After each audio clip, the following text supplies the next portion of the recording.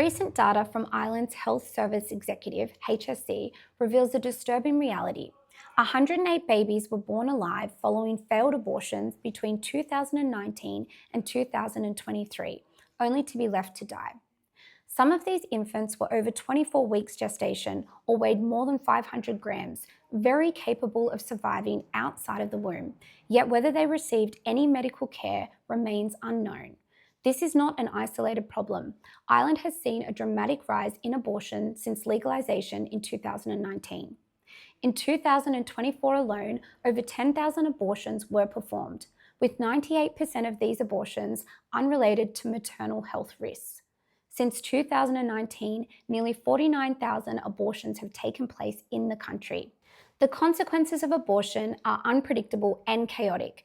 Babies who survive a procedure can be left without care, comfort, or medical attention, with their fate entirely determined by the same providers who performed the abortion. Recent cases, including baby Samuel, a 16-week-old baby in Queensland who survived a failed abortion only to be left to die alone, illustrates that this is not just a theoretical concern. Abortion, as currently practiced, creates a system where human life is treated as disposable, with outcomes left to chance and decisions made behind closed doors. This chaos is not only medical but moral.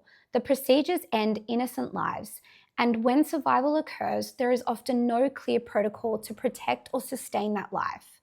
The numbers and stories point to a simple truth: abortion itself is the root cause of this chaos. It generates unpredictable medical outcomes, ethical dilemmas, and profound societal consequences.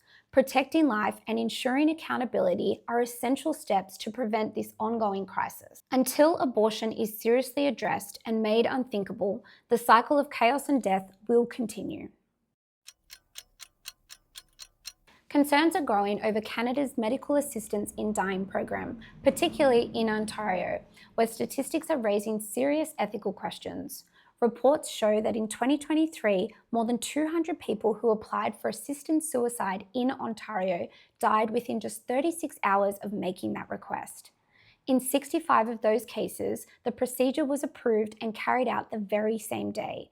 This should shock you. Critics say the speed of this process is deeply alarming. In a healthcare system where patients often wait weeks or even months for surgeries or treatments, how is it possible that the fastest service available is the one that ends their life?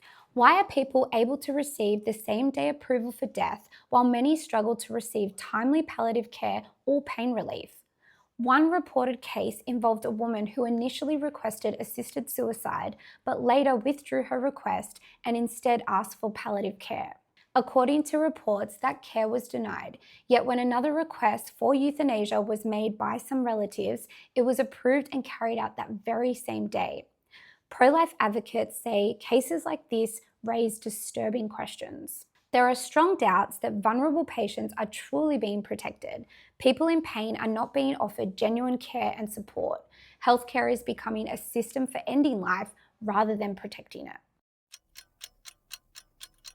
Euthanasia is presented as a peaceful, controlled, and a dignified way to die. A recent case suggests that the reality is exactly the opposite.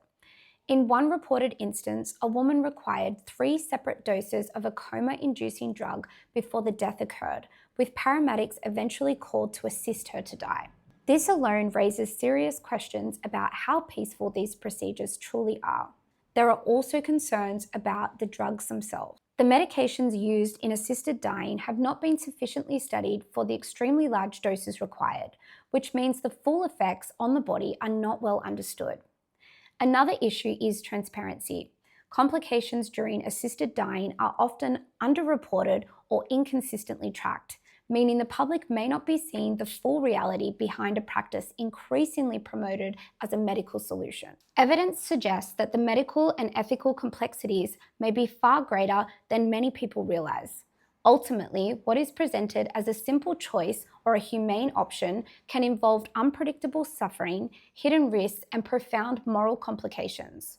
Before the culture embraces the myth of assisted dying, we must confront the undeniable truth: ending a life is never truly controlled or morally neutral.